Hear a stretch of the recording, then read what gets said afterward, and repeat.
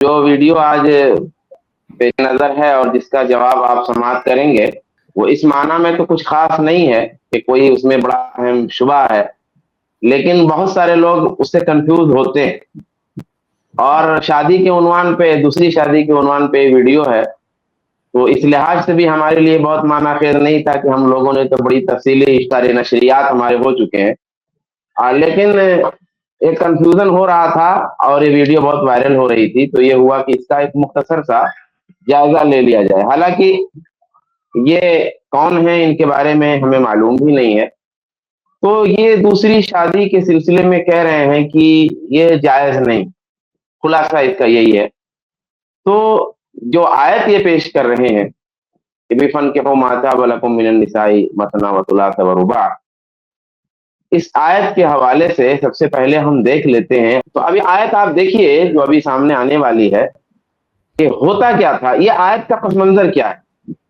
آیت کو صحیح طور سے سمجھنے کے لیے آیت میں جو الفاظ وارد ہوئے ہیں، یعنی کہ پس منظر بتانے کے لیے ایسا نہیں کہ اس طرح کے الفاظ آیت میں نہیں، روایات میں اس آیت کا جو پس منظر ہے وہ وارد ہوا ہے، اور آیت کے الفاظ بھی آپ ابھی دیکھیے گا تو اس سے آپ کو بات سمجھ میں آئے گی کہ مسئلہ ہے کیا۔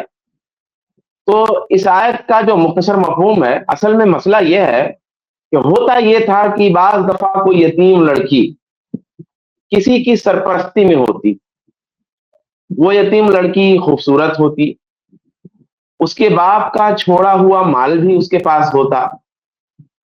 اب جو سرپرستی کر رہا ہوتا، جو شخص سرپرستی کر رہا ہوتا، اس کی یہ خواہش ہو جاتی ہے بالغ ہونے پر کہ اس سے شادی کر لے، لیکن ہوتا یہ کہ ویسا مہر وہ نہیں دیتا اس لڑکی کو جیسا اسے ملنا چاہیے، یعنی جیسا اس جیسی لڑکیوں کو اس کے خاندان میں، اس کے سماج میں مہر دیا جاتا، ویسا مہر آدمی دیتا نہیں۔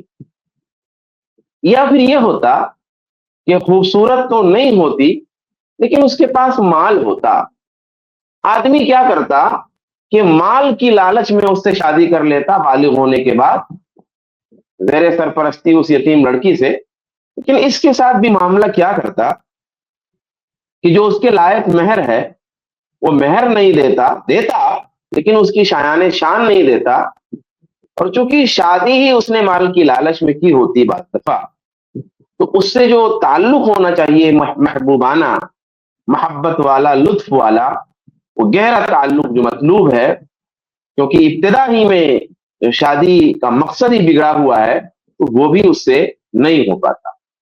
کچھ اس طرح کی صورتحال تھی، تو قرآن پاک نے حکم دیا کہ جب ان لڑکیوں کے ساتھ تم انصاف نہیں کر سکو یا تمہیں ڈر ہو کہ نہیں کر سکو گے تو پھر شادی نہ کرو ان سے۔ سماج میں دوسری بہت ساری عورتیں ہیں، فَانكِحُوا مَا طَابَ لَكُم مِّنَ النِّسَاءِ مَثْنَىٰ وَثُلَاثَ وَرُبَاعَ، 2 کرو، 3 کرو، 4 کرو، کر سکتے ہو۔ سماج میں بہت ساری عورتیں ہیں جو خواتین تمہیں پسند آئیں ان سے شادی کر لو، کوئی ایک ہی نہیں، وہ 2 ہو، 2 عورتوں سے شادی کر لو، 3 عورتوں سے کر لو، 4 سے کر لو، کوئی مسئلہ نہیں ہے۔ گویا قرآن پاک نے یہ بتایا کہ اگر یتیم بچیوں سے شادی میں انصاف نہ کر پانے کا تمہیں ڈر ہے کہ تم انصاف نہیں کر پاؤ گے تو ان سے شادی نہ کرو، اور اگر یہ ڈر نہیں ہے تو پھر کر لو۔ یعنی یتیم لڑکیوں سے شادی کرنا منع نہیں کیا شریعت، لیکن یہ کہا کہ جو سچویشن ہے، اس طرح کی بات اگر ہے اور ایسا مسئلہ ہے کہ تمہیں لگتا ہے کہ ان کے ساتھ ویسا معاملہ نہیں کر پاؤ گے جیسا ایک بیوی کے ساتھ کرنا چاہیے، تو پھر ان سے شادی نہ کرو، اور اگر لگتا ہے کہ نہیں سارا معاملہ ٹھیک رہے گا، اس کا مفہوم یہی ہے، تو پھر کرو۔ اب اسی طرح کئی شادیوں میں بھی عدل کا پہلو چونکہ زیادہ حساس تھا کہ بھی یہ کہا کہ بہت ساری خواتین ہیں، ان سے شادی کر لو، 2 کر لو، 3 کر لو، 4 کر لو، لیکن یہاں بھی مسئلہ تھا، یہ مسئلہ حساس تھا عدل کا، تو کہا اگر ان کے درمیان بھی تم عدل نہیں کر سکتے تو پھر ایک ہی کرو، کسی بھی خاتون سے کر لو، لیکن ایک کرو۔ اگر انصاف نہیں کر سکتے، عدل نہیں کر سکتے، اس کا معنی یہ ہے کہ اگر انصاف کر سکتے ہو، عدل کر سکتے ہو تو پھر کھلی اجازت ہے۔ اب یہاں پہ ایک بات اور عرض کر کے ویڈیو چلاتے، کیونکہ جو مولوی صاحب جو ہیں بڑی ملحدانہ گفتگو کر رہے ہیں اور منمانی گفتگو. آدمی شریعت سے پیدل ہے, مزاج پہ چل رہے ہیں لوگ, اپنی طبیعت پر اپنے مزاج پر لوگ شریعت کو ناپتے ہیں, جو ان کا ذوق ہوتا ہے. اور یہ کوئی چھوٹی بات نہیں ہے. یہ موجودہ جو صورتحال ہے اس میں آپ کو بہت ملے گا کہ آپ کو بڑے بڑے شیوخ, بڑے بڑے علماء بھی, چھوٹے بڑے علماء بھی مل جائیں گے جو بہت دفعہ ذوق کے حساب سے شریعت کی بات کرتے ہیں, ذوق کے حساب سے فقہ کی بات کرتے ہیں, مزاج کے حساب سے شریعت کو تولتے ہیں, اصولوں کی بات نہیں کرتے. تو یہاں ایک اصول جان لیجئے کہ اگر کوئی شخص تعدد ازدواج کو ناپسند کرتا ہے, کراہیت رکھتا ہے اور سمجھتا ہے کہ تعدد نہ کرنا افضل ہے, تو ایسا شخص مرتد اور کافر ہے. ذالک بانہم کرہوا ما انزل اللہ, اس لیے کہ انہوں نے پسند کیا, ناپسند کیا اس چیز کو جسے اللہ نے نازل فرمایا. فاحبط اعمالہم, اللہ تعالیٰ نے ان کے اعمال حبط کر دیے, اللہ تعالیٰ نے ان کے اعمال برباد کر دیے. سلف میں سے کوئی ایک ایسا نہیں ہے, ایک نام ایسا نہیں ہے جس نے جو آیت کریمہ آپ کے سامنے ہے وَإِنْ خِفْتُمْ أَلَّا تُقْسِطُوا فِي الْيَتَامَىٰ, کہ اگر تمہیں ڈر ہو اس بات کا کہ تم یتیم عورتوں کے سلسلے میں انصاف نہیں کر سکو گے, فَانْكِحُوا مَا طَابَ لَكُم مِّنَ النِّسَاءِ, تو جو عورتیں تمہیں پسند آئیں ان سے شادی کر لو. مثنا, دو دو, وثلاث, تین تین, ورباع, چار چار. فَإِنْ خِفْتُمْ أَلَّا تَعْدِلُوا فَوَاحِدَةً, اگر تم عدل نہ کر سکو تو ایک. یہ ہے.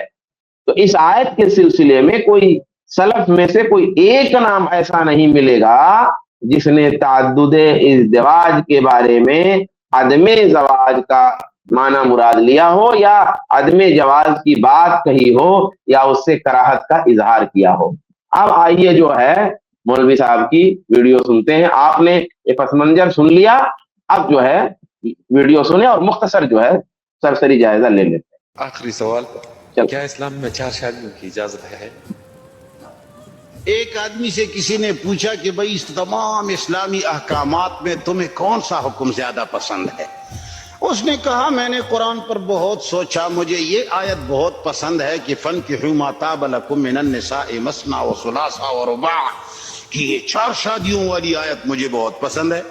پھر دوسری آدمی سے پوچھا کہ آپ کو کون سی آیت پسند ہے؟ اس نے کہا کہ یار میں نے بھی قرآن پر بہت غور کیا, مجھے یہ آیت بہت پسند ہے کہ اللہم انزل علینا مائدۃ من السماء, اے اللہ اوپر سے دسترخوان بھیج دیں اور سارے کانوں سے بھرا ہوا ہو.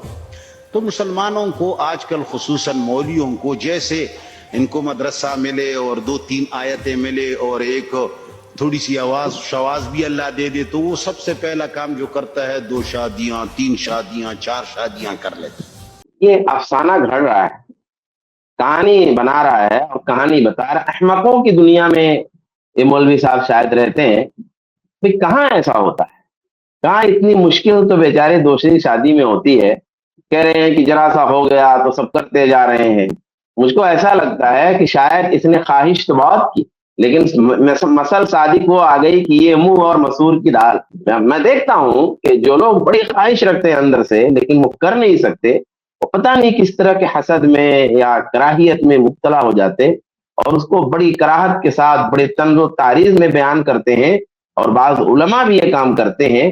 افسوس ہوتا ہے کہ انہیں کیا کلام پاک معلوم نہیں ہے, کیا اللہ تبارک و تعالیٰ کے اس حکم کے سلسلے میں اصل مسئلہ نہیں معلوم ہے, کس طرح سے اس کو طنز و تعریض کا اور تضحیق کا موضوع بنا لیتے ہیں.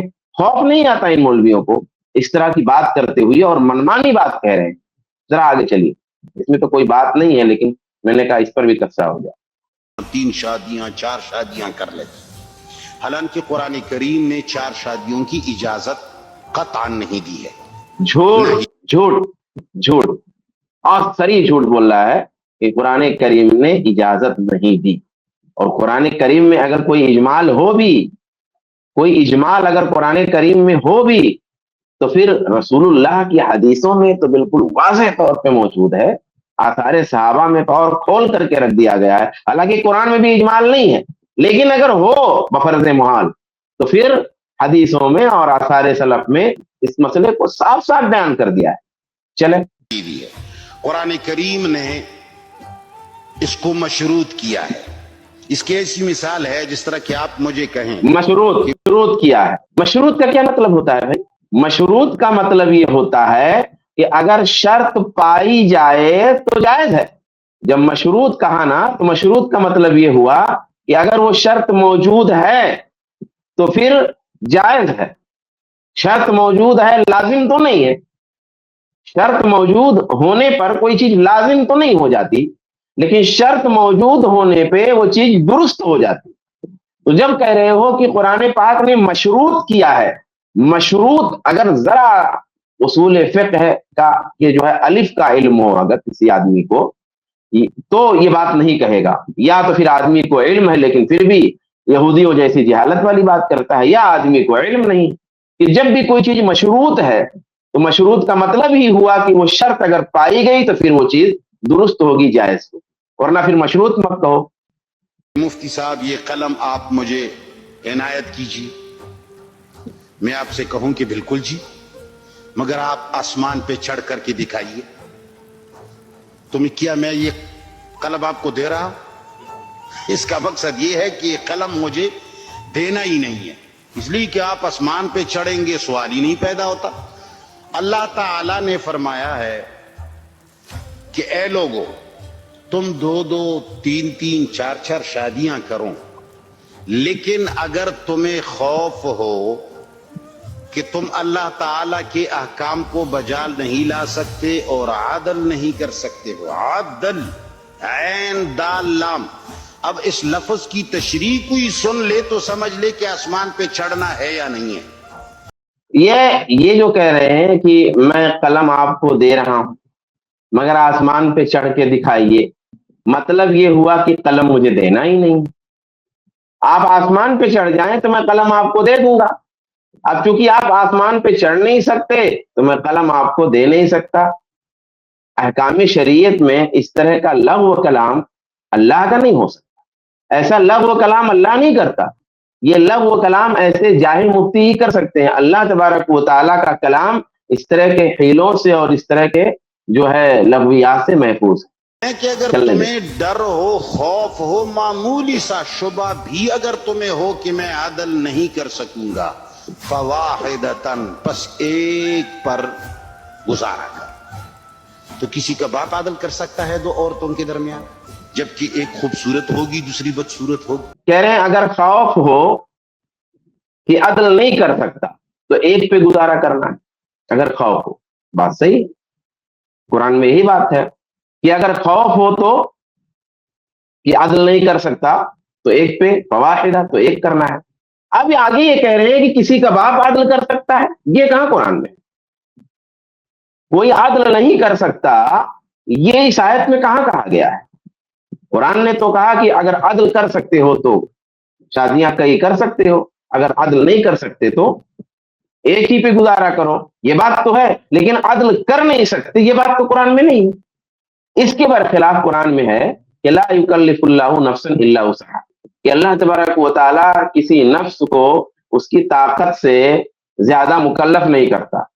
اس کا اصولی معنی یہ ہے کہ اللہ تبارک و تعالیٰ نے کوئی بھی شرعی حکم، کوئی بھی علی الاطلاق کوئی ایک بھی شرعی حکم اللہ نے ایسا نازل نہیں فرمایا جس پر عمل کی انسان طاقت نہیں رکھتا. فردن تو نہیں، لیکن بحیثیت مجموعی کہ انسانوں کے اندر اس پر عمل کرنے والے موجود ہی نہ ہوں، انسانوں میں سے کوئی انسان اس پر عمل ہی نہ کر سکے، بحیثیت جنس انسانیت کوئی ایسا عمل، کوئی ایسا حکم کہ اس پر عمل کی صلاحیت ہی نہ ہو اور پھر اللہ تعالیٰ وہ حکم بھی دے دے، وہ امر بھی نازل فرما دے، ایسا نہیں ہے. اللہ تعالیٰ نے جتنے احکامات نازل فرمائے سب ایسے ہیں کہ انسانی جو جنس ہے ان میں اس امر پر، اس حکم پر عمل کرنے کی صلاحیت موجود ہے. اللہ نے ایسا کوئی حکم دیا ہی نہیں جس پر عمل ممکن نہ ہو. عدل پر رسول اللہ اور آپ کے صحابہ نے عمل کر کے دکھایا. نظیر موجود ہے. اللہ کے رسول نے اس عدل پہ عمل کر کے دکھایا اور اللہ کے رسول کے صحابہ نے اس عدل پر عمل کر کے دکھایا کہ عدل ناممکن نہیں ہے. عدل ناممکن نہیں ہے. اب یہ کہنا کہ عدل کی شرط اس لیے لگائی ہے کہ عدل ناممکن ہے، یہ جھوٹ ہے. یہ واقع میں بھی جھوٹ ہے اور اصولاً بھی جھوٹ ہے. چلیے آگے کریں.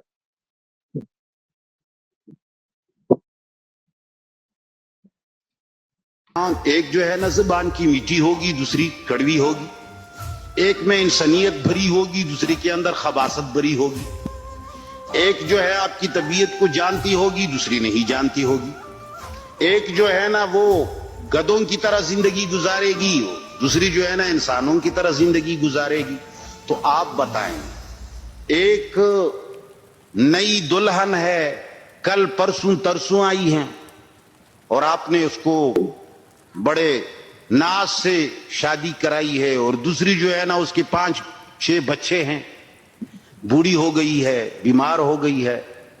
تو سوال ہی نہیں پیدا ہوتا کہ آپ اس کے اندر عدل کر سکے. اور آج کل کا مسلمان جس کے اوپر سے عدالت اور حکمران اور اسلام کا بھی کوئی بوجھ نہیں ہے، اور مولوی بھی صرف جو ہے نا اس کے لیے بیٹھے ہوئے ہیں کہ اگر آپ نے دن کو قتل بھی کیا لیکن رات کو آپ صلاتی تسبیح پڑھ لے، اللہ معاف کر دیتا ہے.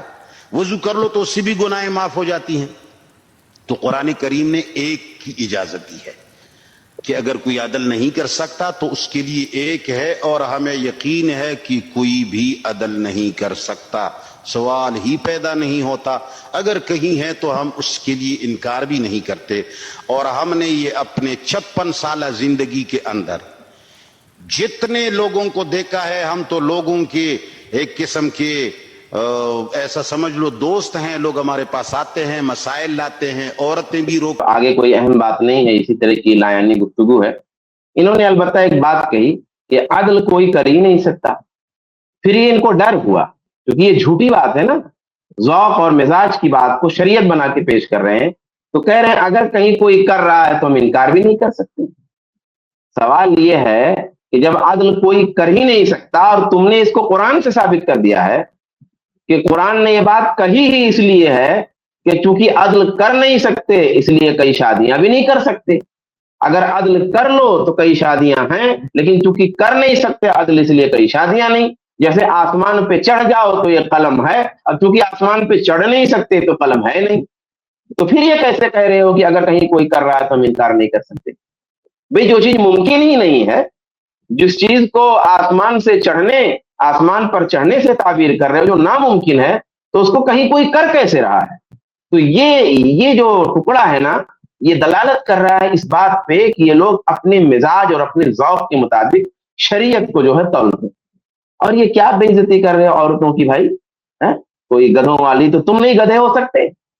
عورتوں کو جو ہے گدھی اور گدھا بول رہے ہو، اس سے بڑے گدھے تو خود دکھ رہے ہو آپ، جسامت میں اور جو ہے شکل و صورت میں اور گفتگو میں. اگر خواتین کو تم گدھوں اور گدھی کہہ سکتے ہو تو اس سے بڑے بھینس اور گدھے تو تم خود ہو. یعنی یہ تعبیر آپ استعمال کر رہے ہو، کتنی خراب بات ہے.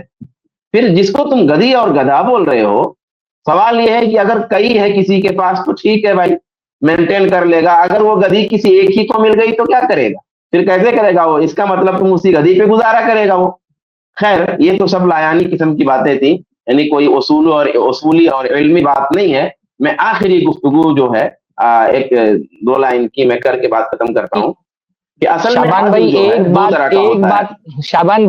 شعبان بھائی ایک بات اس نے بڑی خطرناک کہی، شاید آپ نے توجہ نہیں دی اس طرف، کہ مولوی جو ہے وہ بیٹھے ہوئے ہیں کہ آپ دن بھر کوئی گناہ کریں اور رات میں صلاۃ و تسبیح پڑھ لیں تو سارے گناہ معاف ہو جائیں گے، یا وضو کر لیں تو سارے گناہ معاف ہو جائیں گے.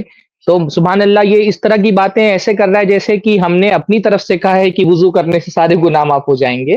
یہ تو اللہ کے نبی صلی اللہ علیہ وسلم کی حدیث ہے کہ وضو کرنے سے گناہ معاف ہوتے ہیں، نمازیں پڑھنے سے گناہ معاف ہوتے ہیں، رمضان کا روزہ رکھنے سے گناہ معاف ہوتے ہیں. مولوی کے اختیار میں نہیں ہے گناہ معاف کرنا. نہ مولوی اپنی طرف سے کسی ایک چھوٹے سے گناہ کے بارے میں بھی یہ بول سکتا ہے کہ فلاں عمل کرنے سے فلاں گناہ معاف ہو جاتا ہے، جب تک کہ خود قرآن و حدیث نے یہ بات نہ کہی ہو.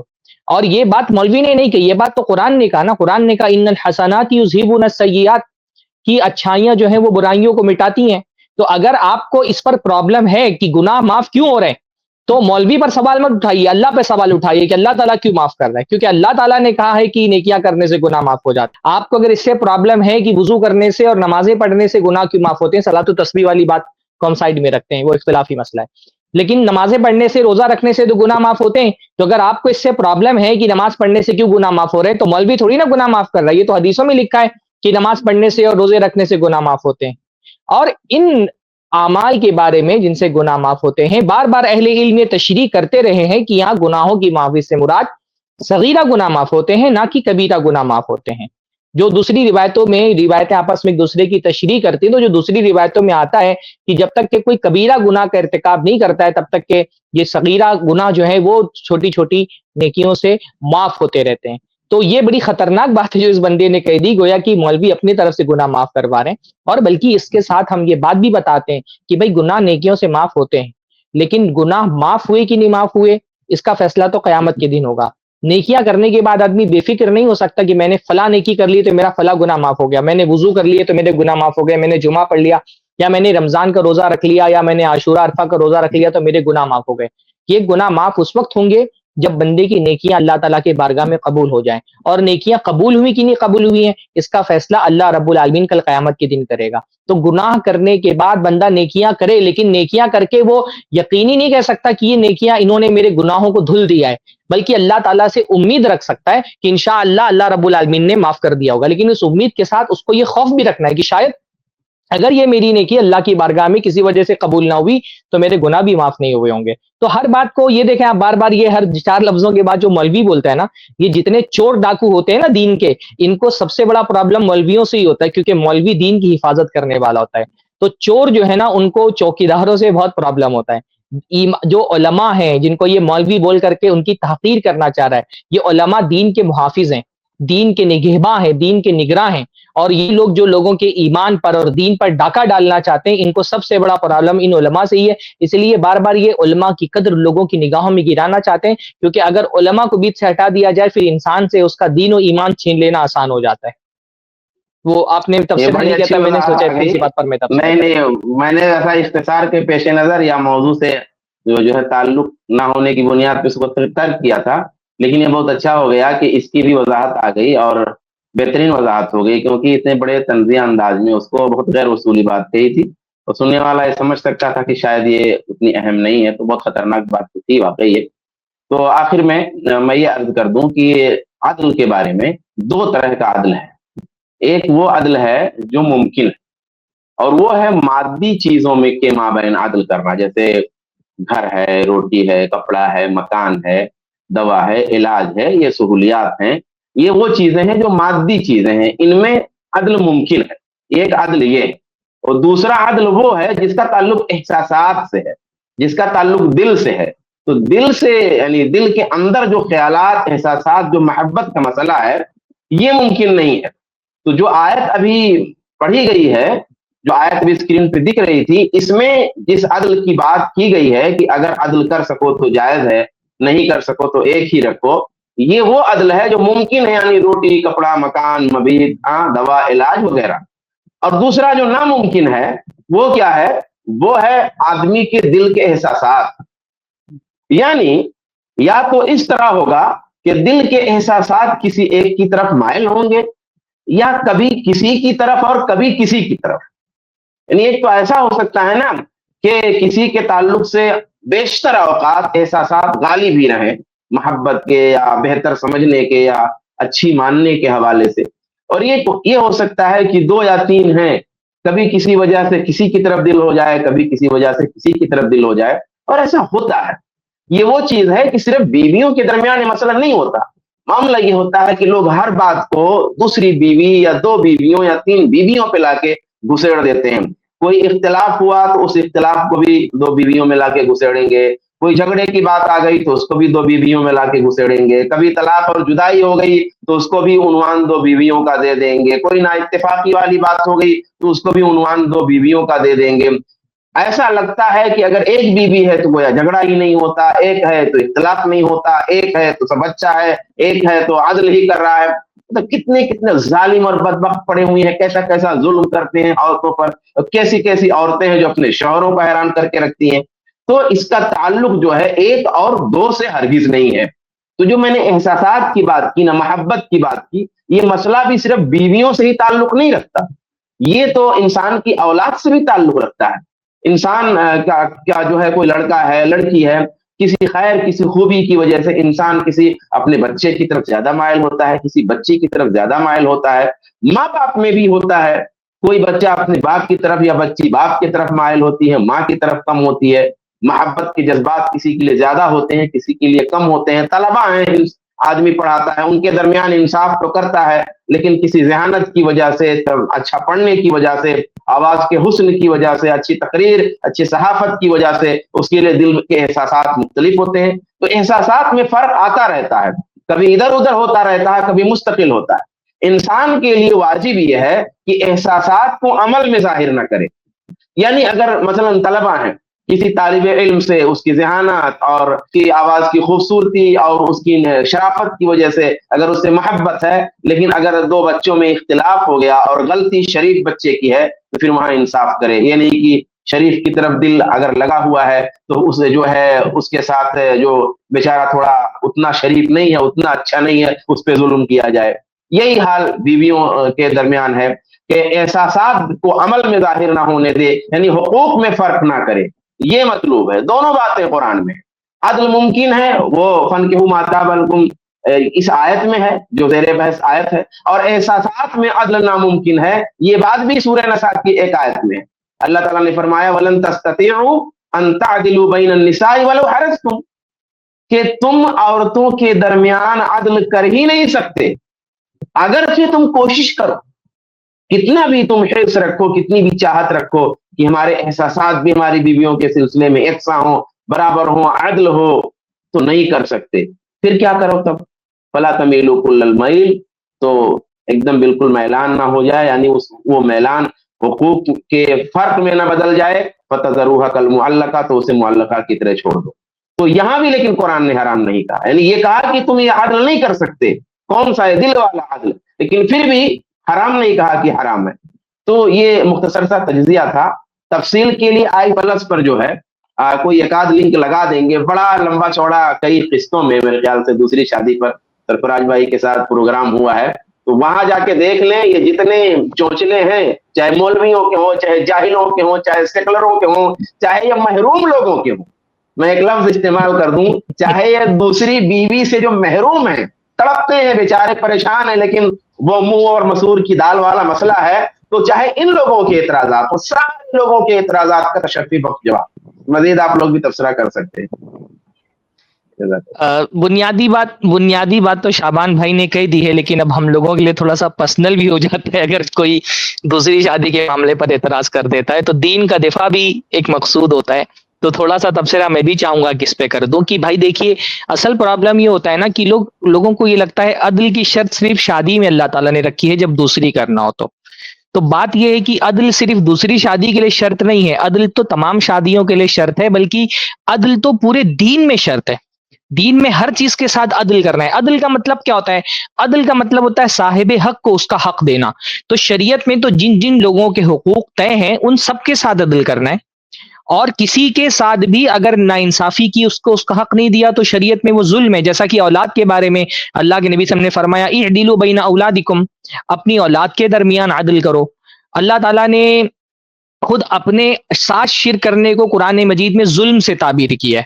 اللہ تعالیٰ نے فرمایا ان الشرک لظلم عظیم, بے شک شرک جو ہے وہ ظلم عظیم ہے. اور ظلم کیا ہوتا ہے؟ یہ عدل کی ضد ہوتا ہے. تو شریعت میں تو عدل ہر مرحلے میں اللہ تعالیٰ کے ساتھ, رسول اللہ کے ساتھ, عام مسلمانوں کے ساتھ میں, مسلم حکمرانوں کے ساتھ میں, اپنے پڑوسی کے ساتھ میں, اپنے بچوں کے ساتھ, ماں باپ کے ساتھ, اولاد کے ساتھ, ہر کسی کے ساتھ عدل کرنا ہے. اور انسانی فطرت ایسی ہے کہ وہ اتنی 100% عدل کسی بھی معاملے میں نہیں کر سکتی ہے. اس لیے جب قرآن مجید کی آیت نازل ہوئی کہ اللہ تعالیٰ نے فرمایا کہ جو لوگ ایمان لائے اور ایمان کے ساتھ ظلم نہیں ملایا انہی کے لیے قیامت کے دن امن ہوگا, تو صحابہ کرام نے فوراً اللہ کے نبی سے کہا ایونا لا یظلم, اللہ کے رسول ہم میں سے کون ہے جس سے ظلم سرزد نہیں ہوتا؟ ظلم یعنی 100% عدل صرف بیوی سے نہیں، زندگی کے کسی بھی معاملے میں انسان 100% عدل نہیں کر سکتا۔ عبادات میں کیا ہم عدل کر لے جاتے ہیں؟ نماز پڑھنے کا جو تقاضا ہے، نماز کو جو حق دینا ہے، کیا ہم دے لے جاتے ہیں؟ کیا ہم روزوں کا میں عدل کر لے جاتے ہیں؟ ہم زکوٰۃ میں عدل کر لے جاتے ہیں؟ ہم پڑوسیوں کے ساتھ عدل کر لے جاتے ہیں؟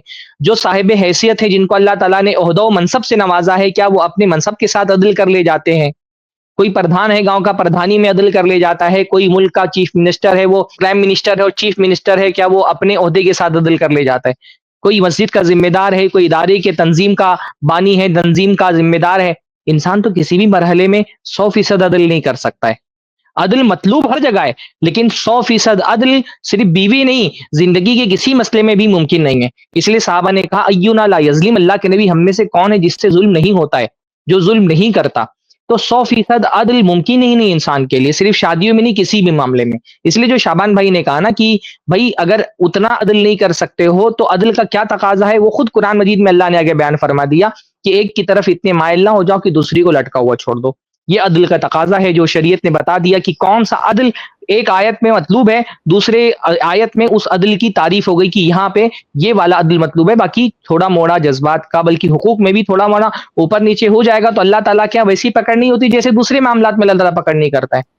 باقی جیسے انہوں نے کہا ان خفتم کی تعبیر آئی ہے، فإن خفتم اللہ تعدلوا فواحدہ، اگر تم کو خوف ہو کہ تم عدل نہیں کر سکو گے تو ایک کرو۔ تو قرآن مجید میں اسی تعبیر کے ساتھ طلاق کا بھی تو حکم بیان ہوا ہے۔ دیکھیے جی اللہ تعالیٰ نے قرآن مجید میں کیا کہا ہے طلاق کے معاملے میں کہ میاں بیوی جو ہے وہ ایک دوسرے کے حقوق ادا کریں۔ فإن خفتم اللہ یقیم حدود اللہ، جیسے وہاں پہ ان خفتم کہا ویسے یہاں پر بھی ان خفتم کہا۔ انہوں نے کہا نا کہ شرط کے ساتھ مشروط ہے، تو کیونکہ شرط ناممکن ہے تو مشروط بھی ناممکن ہے، تو بالکل ایسی ہی شرط تو ایک شادی کے معاملے میں بھی آئی ہے۔ شرط صرف دوسری شادی کے معاملے میں نہیں ہے کہ دوسری شادی میں عدل کرنے کا حکم ہے، پہلی شادی میں بھی عدل کرنے کا حکم ہے۔ پہلی شادی میں بھی عدل ہے، اور وہ عدل کیا ہے؟ وہ عدل یہ ہے کہ ایک بیوی کی جو حقوق ہے وہ ادا کرو، اور اگر اس کو اس کے حقوق نہیں دے رہے ہو تو تم اس بیوی کے ساتھ عدل نہیں کر رہے ہو۔ اور اللہ فرما رہا ہے فإن خفتم اللہ یقیما حدود اللہ، اگر تم کو اس بات کا خوف، جیسے یہاں پہ ان خفتم ہے 4 نکاحوں والی آیت میں، ویسے ہی ایک نکاح والی آیت میں، طلاق والی اور خلا والی آیت ہے، اس میں بھی خفتم کا لفظ آیا ہے۔ فإن خفتم اللہ یقیما حدود اللہ، اگر تم کو اس بات کا خوف ہو کہ یہ دونوں مل کر کے اللہ کی حدوں کو قائم نہیں کر سکیں گے۔ اللہ کی حدوں کو قائم کرنا کیا ہے؟ ایک دوسرے کے حقوق ادا کرنا۔ اگر تم کو یہ خوف ہے کہ ایک دوسرے کے حقوق ادا نہیں کر پاؤ گے تو کیا؟ فلا جناح علیہما فیما افتدت بہ، کہ پھر اگر عورت جو اپنا فدیہ دے کر کے اگر نکاح سے آزاد ہو جائے تو کوئی حرج کی بات نہیں۔ تو یہاں پہ کہا گیا ہے کہ اگر تم اللہ تعالیٰ کی حدود نہ قائم کر سکو تو عورت خلا لے کر کے آزاد ہو جائے۔ تو اس کا کیا مطلب کہ اگر تھوڑا سا بھی عورت کے اندر کہیں اس بات کا خوف ہو کہ وہ اپنے شوہر کے ساتھ انصاف نہیں کر سکے گی، کہیں ہو کہ اس سے تھوڑی سی نافرمانی سرزد ہو جائے گی یا بد زبانی سرزد ہو جائے گی، تو کیا اس سے یہ کہا جائے گا کیونکہ یہ ناممکن ہے تمہارے لیے تو تم ایک آدمی کی بھی نکاح میں نہیں رہ سکتے ہو؟ کیونکہ بھائی جیسے وہاں پر خفتم ہے ویسے یہاں پر بھی خفتم ہے۔ تو اگر ایسے ہی قرآن کی من مرضی تشریح کرنی ہے تو پھر ایسی تشریح میں تو یہ کہنا پڑے گا کہ ایک عورت اگر تھوڑا سا بھی اس کو خوف ہو کہ اپنے شوہر کے حقوق میں ذرہ برابر کوتاہی ہو سکتی، جیسے انہوں نے تھوڑی سی کوتاہی اور تھوڑے سے عدل کا اپنی طرف سے اضافہ کر دیا نا، آیت کی تشریح کرتے ہوئے اللہ تعالیٰ نے تو صرف عدل کا، انہوں نے اس کی تشریح میں کہہ دیا کہ تھوڑا سا بھی اگر اس بات کا خوف ہو کہ تم عدل نہیں کر سکو گے، تو اگر اسی طرح سے آیت کی تشریح کرنی ہے تو اگر تھوڑا سا بھی خوف ہے کہ میاں بیوی ایک دوسرے کے حق ادا نہیں کر سکیں گے، تب تو یہ کہنا پڑے گا کہ عورت فدیہ دے رہے اور خلا لے کر کے آزاد ہو جائے۔ تو بہرحال یہ اس طرح کی تشریحات جیسا کہ شعبان بھائی نے بتایا، یہ انسان کی اپنی شہوات ہیں، مرضیات ہیں، اپنی خواہشوں کو دین بنانے کا تقاضا ہے، بلکہ اس سے زیادہ پبلک ڈیمانڈ۔ میں نے دیکھا ہے نا کہ دوسری شادی کے خلاف بات کرنے والے بہت سارے لوگ ہیں نا جو دوسری شادی کے خلاف اس لیے بولتے ہیں کیونکہ پبلک میں ایک طبقہ ایسا ہے جو بہت پسند کرتا ہے جب دوسری شادی کے خلاف بات ہوتی ہے۔ خواتین خاص طور پہ، خواتین کو بہت پرابلم ہے کہ دوسری شادی کے جواز پر بات نہ کی جائے، اور جو بے دین خواتین ہیں وہ تو چاہتی ہیں کہ کوئی مولوی ایسا ملے جو جیسے ان کے دل میں حرام ہے ویسے شریعت میں بھی کسی طرح سے حرام ثابت کر دے۔ تو ایسی خواتین کو خوش کرنے کے لیے مرد حضرات میں بھی ایک طبقہ ایسا ہے جو دوسری شادی کے خلاف مزاج رکھتا ہے، جیسے شعبان بھائی نے بتایا۔ تو دیکھیں یہ آیت آپ کے سامنے ہے، اللہ تعالیٰ نے کیا فرمایا؟ جی یہی آیت ہے۔ اللہ تعالیٰ نے کیا فرمایا؟ دیکھیے ہے نا فَإِنْ خِفْتُمْ أَلَّا يُقِيمَ حُدُودَ اللَّهِ فَلَا جُنَاحَ عَلَيْهِمَا فِيمَا افْتَدَتْ بِهِ، تو ان کے اوپر کوئی حرج کی بات نہیں ہے کہ عورت جو فدیہ دے کر کے آزادی چاہ رہی ہے خلا لے لے۔ تو یہاں پر تو اللہ تعالیٰ نے یہاں پہ بھی خفتم کہا ہے, تو یہ کہنا پڑے گا کہ بھائی اگر ایک شادی میں بھی لڑکی کو اس بات کا خوف ہے, لڑکے کو اس بات کا خوف ہے کہ اس رشتے میں رہتے ہوئے ہم ایک دوسرے کے حقوق ادا نہیں کر سکیں گے, تو عورت کھلا لے لے. تو ایسے تشریح قرآن کی نہیں کی جاتی ہے. میرا لیے ایک مختصر سا تبصرہ تھا اس مضمون پر. اللہ تعالیٰ ہم سب کو دین کی صحیح ہدایت عطا فرمائے. بارک اللہ فیک. یہ لوگوں کا مسئلہ یہ ہے نا کہ ان کی عقل میں بات نہیں آ رہی ہے کہ ایسا کیوں ہے, ہاں ایسا کیوں ہے, ان کی عقل میں بات نہیں آ رہی ہے. تو انہوں نے ایک جو بہاؤ ہے نارمل دنیا کا, اس بہاؤ کے ساتھ آج دنیا کا بہاؤ کیا ہے کہ زنا کی طرف ابھارا گیا ہے, شادی کو مشکل بنایا گیا. 4 شادی دور کی بات, ایک شادی بھی مشکل بنائی گئی ہے.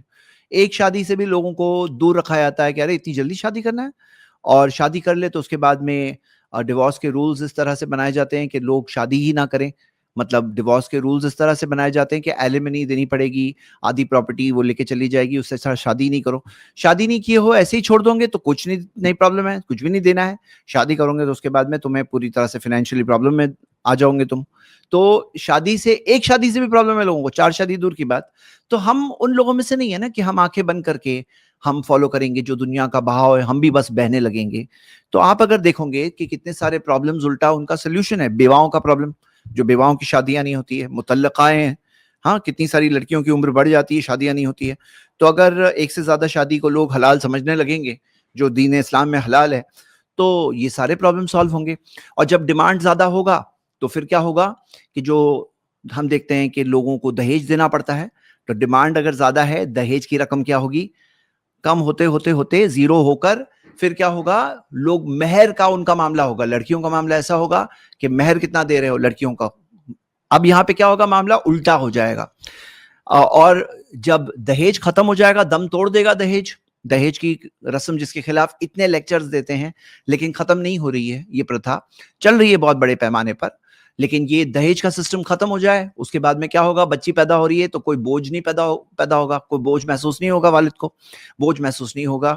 تو وہ کیا کرے گا, بچی کو جو لوگ قتل کر دیتے ہیں, بچیوں کا قتل کر دیتے ہیں, فیمیل کا ابارشن جو انفینٹیسائڈ فیٹیسائڈ جو ہوتا ہے, تو پھر وہ نہیں ہوگا, بچی کا زیادہ خیال رکھ جانے لگے گا. بہت سارے پرابلم سالو ہوں گے. کاش کے لوگ اپنے مائنڈ کو اوپن رکھتے, اپنے مالک پر, اپنے خالق پر بھروسہ رکھتے کہ جب اس نے کوئی چیز بتائی ہے تو وہ ہمارے لیے بری ہو ہی نہیں سکتی. اس کلپ کی فل ویڈیو دیکھنے کے لیے ہمارے چینل پر ضرور آئیں.